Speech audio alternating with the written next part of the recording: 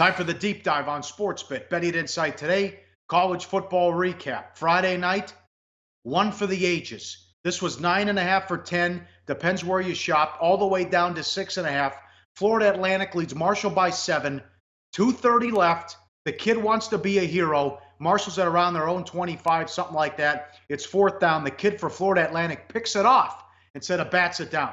That's why this is a horrible beat. That's a start there. That's very important. So instead of deep in Marshall territory, if you laid to 6.5, you're now at the 43.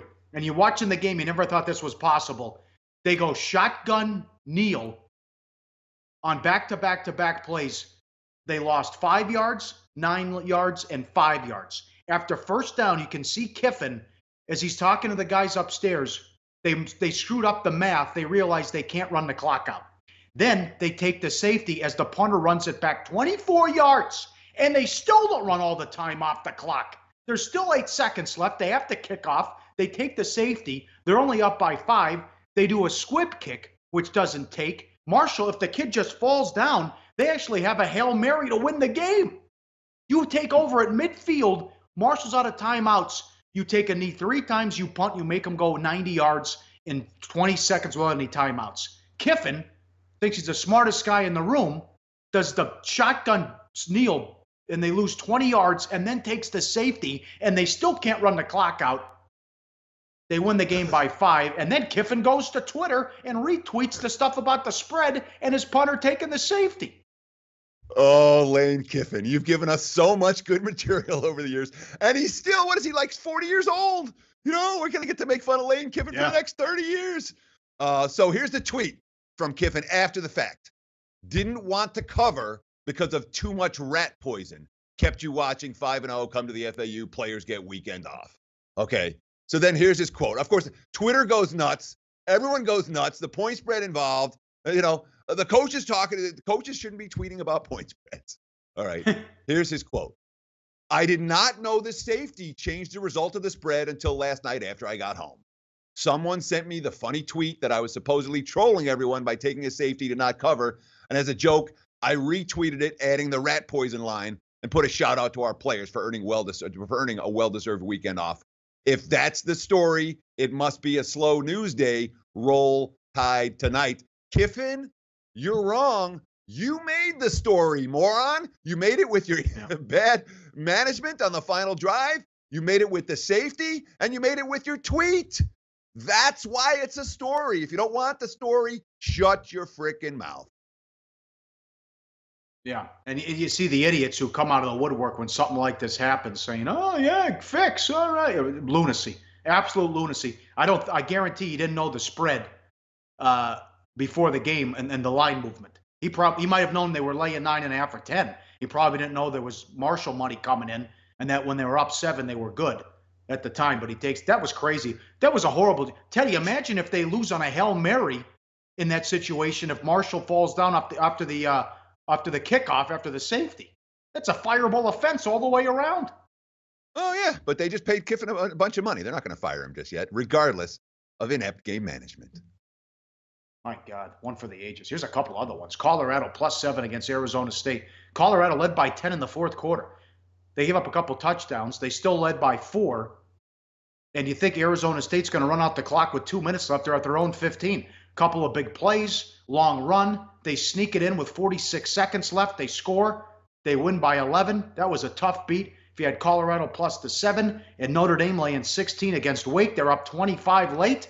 2 backdoor touchdowns for Wake. The final one comes with 51 seconds left. They lose by 11 and get the money. Oh, yeah, both of those brutal with the big plays on the final drive to put teams in position to cover where they never would have covered otherwise, particularly when you talk about Arizona State, that 63-yard DeMario Richard run to flip the field in a situation where they were just going to run out the clock. What about Arizona USC? We got a tweet from that, and it was a brutal beat. Okay, that game's total open 74, bet up to 77. It's 21-6, middle of the 3rd quarter. Yeah. All right. And then all of a sudden, Khalil Tate wakes up. USC's defense falls apart. And the Trojans, they never had any problem moving the football throughout the course of that contest. 57 second half points, a bunch of late TDs, 49-35. USC gets the money. The game goes over the total. Tough beat for underbettors.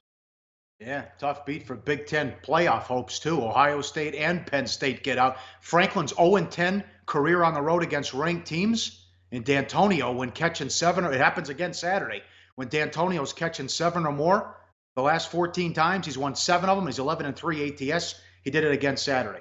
Bad bets, Kansas from 10 down to 7.5, run out by Baylor 38-9. Clemson took money from 7 up to 10, won by 8 at NC State. Illinois, Purdue total 46.5 to 50. It fell 39. They haven't covered a game the whole year. Florida State from 4 to 9.5, won by 3. I don't get it. They haven't covered all year, and they're taking money every week. Yeah, and Florida State made a bunch of big plays. They had 3 big play touchdowns in that ball game. Eric Dungy got hurt early for Syracuse. The Orange were on the ropes. Could Florida State land the knockout blow? No, they could not. Lucky to survive, as Syracuse missed the game-tying field goal attempt at the end of regulation, which was good news for anyone with an orange ticket in their pocket. You talked about the 2 Big Ten games. What about Ohio State bet up from 15.5 to 21, and they lose the game in outright fashion and blown out? 20-point favorite losing by 30. That doesn't happen every week in college football. You're right about that. That was historic. Maryland from 2 up to 4.5. They lost to Rutgers. Nevada, Boise from 58 up to 62.5. It fell 55 in a game that set college football back 50 years. Old Dominion beat Charlotte 6-0. They were better from 7.5 to 10. You pitch a shutout, you can't cash the ticket. Christ. Mississippi State from 28 up to 34. They were losing in the third quarter. Beat UMass by 11. Butch Davis does it again. Texas San Antonio from 3.5 up to 6.5. Florida International won 14-7, 6-2 after their best start in their 16-year history. Showdown in 2 weeks. Kiffin against Butch Davis. Winner likely goes to the Conference USA title game. Here's the Bryce Love news. Stanford was the dog. They went off the favorite. They lost at Pullman. The Pirate gets it done. Washington State by 3. This was all over the place. Oregon was a 21-point dog. It came all the way down to 14.5 and then went back up to 17. 38-3 Washington ran them out. Yeah, and look, when all the time you're going to hear, oh, this line open, this line closed, especially from mainstream sources, expect the information to be wrong. You can expect it to be wrong. That's why you watch SportsBit. Okay, Oregon was a 3-touchdown dog. The line got bet all the way down to 17.5, and then there was buyback the other way. That's how it went down. Okay, you're going to find bad information so many other places. That's why you trust us here on Sports. But what about UMass and Mississippi State? At one point, it really looked like the Minutemen might win that game outright. With these SEC squads, they all play a non-conference game or 2 late in the campaign, and you'll routinely see performances like the one from Mississippi State, like the one from Arkansas, where they barely got past a Coastal Carolina. The little guys get up to play the big guys. The big guys, not so much getting up to play the little guys. All right, let's run through it. Bad for the books. Middle alert. Auburn and A&M open 14, closed 15.5. Boom, right in the middle. Auburn by 15. I told you, Teddy, that sharp money came in late on Miami. Plus 2.5, went off the favorite, 28-10 over Vatech. They dominated that game. Vatech only points set up on turnovers. Miami ran them out in that one. And this was my favorite game of the week, other than Wyoming and Colorado State, which was played in a blizzard. Army and Air Force, the total from 62 to 54.5. 21-0. Army won. Didn't throw a pass. First team to win a game without throwing a pass since 2012. More importantly, Air Force shut out for the first time since 1992 and shut out for the first time at home since 1980. Army 7-2 on the season. All right, and very quietly, Army 7-2 on the season. Shh. They were real good on Saturday. Something that, as you mentioned, Virginia Tech wasn't. Boy, I had the wrong side in that ball game, unfortunately. Best performance that I've seen from the Miami Hurricanes this season. Virginia Tech did not bring their A game. Other bad for the books. We have BYU. They took a ton of money. Plus 15 down to plus 11. There were plus 10s out there at the kickoff. They hung tough for 60 minutes at Fresno, lost 20-13, covered wire to wire. The Memphis Tigers, they took a bunch of money, minus 12 up to minus 15. They won the game going away by 4 touchdowns. And Virginia took a bunch of money against Georgia Tech. Yellow Jackets might be wearing down a little bit right now. The Cavs, after back-to-back bad efforts, notched the straight-up win, 40-36. They were plus 10.5, bet down to plus 7. That was a bad result for the Hounds. Hey guys, for the full video, go to sbrpicks.com.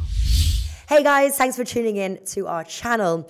Now, we've put a lot of work into producing all these free videos, so please help us out and keep all our content free for you forever by simply liking, sharing, commenting, and subscribing. Now, not to mention, a visit to our industry-leading website will warm the hearts of all our SBR employees, especially myself. Now, the links are over there to the left, so do check those out. Thanks for watching.